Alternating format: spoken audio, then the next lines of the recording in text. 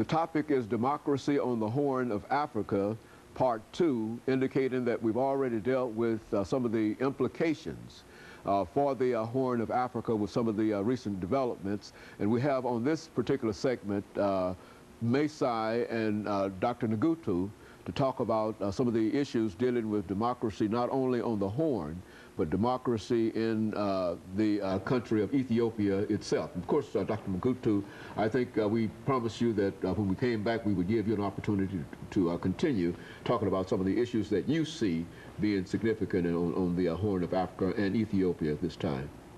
Yeah, in that part of Africa, and actually as a whole in third world countries, the impact of the developed nations, the Western nations particularly, is important. The actual change should come maybe from the people themselves, but a lot of support could come also from developed nations. And what happens in Ethiopia in the last 15 years, that government is dividing the people based on ethnicity. And can you believe dividing administrative regions based on language? And you can, at the beginning even, you cannot have a party on multi-ethnic basis. You can't have a party only one ethnic for one party, another ethnic for another party. And such a system, it couldn't serve the people. It couldn't develop the economic situation in the country. But Western nations, they overlooked that at the best, but I think actively supported it sometimes. And what happened in Kenya is amazing. The reason is that Kibaki took power from Moi, President Moi, and he was elected democratically. He got his power through the ballot box. Now, maybe he learned some technique from Ethiopia. His dictatorial instinct brought him back to be another dictator in Africa, and that was a stable country. And so what we know is really Western nations should really realize that these dictators, they don't care about their people, whether they come through the barrel of the gun, as it is the case in Ethiopia, or if they get opportunity, even if they come through the ballot box.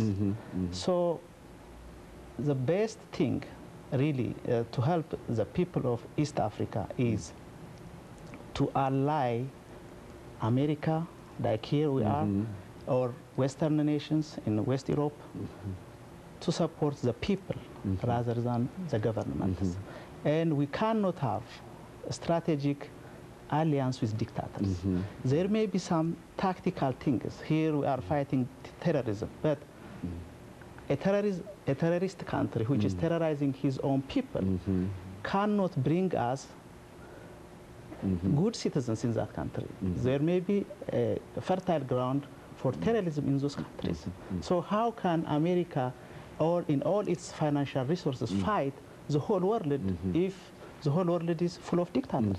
So we cannot have a strategic alliance with dictators. So we have to know that, and fortunately, there is a shift in American political system. There is HR 2003. It is anonymously passed in the House of Representatives in October, and it is fully aligning American policy towards freedom, democracy, and everything we expect from American value system. Okay, so Masai, when you started fighting your freedom fighting days in Ethiopia, what was the attitude of many of the Western nations? Has this always been the attitude, this fight for over terrorism and et cetera? And I understand, I can see it coming after 2000, but back in the 1990s, what was the attitude that most Western nations had in reference to your freedom fighting at that particular time? Well, that time was really very different from now, because that time it was between imperialism and communism. So the communists came to my country, the Russians were there, the Americans were thrown away by the military and communist regime. So that time is that was an ideological war. It was a fight against ideology. I was fighting against communists because they were just killing people and throwing them on the street. But now is different. Now is different. Now, for example, if you compare Ethiopia and Kenya, Kenya is a very stable country and very peaceful country. From all over Africa. It was a very known, peaceful nation, democratic nation. Now this happened in Kenya. Okay. All of a sudden this happened. It's exploded and people are killed. The election, they say it is stolen. It is, as my brother said, it has been, they have been learned from Ethiopia's presently, because in 2005, about 26 million people come out to vote. It is the first time in Ethiopian history.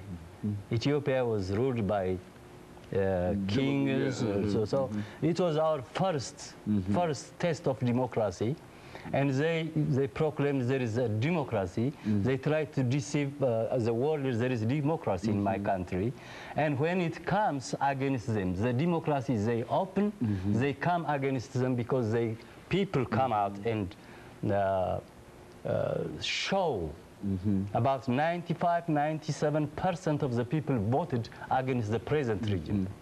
That time, when people demonstrated, they stole the election. They took the election from all over the country, around the country. Then the people were angry. It was anger. So they demonstrated peacefully. That time they were killed by sharpshooters, young men, about 200 of them. And of course, Dr. Nagatu, when we come back, let's have you to think about, before we get into this final commercial break, let's have you to think about the idea of dictatorship and democracy, to the extent that now we are, at one time we were fighting dictators, and now we're fighting terror.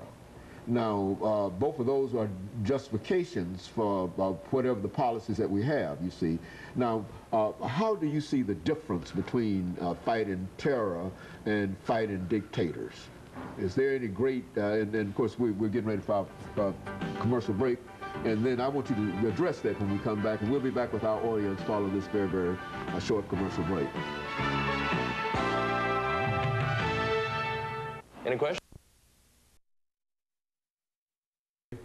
We're talking to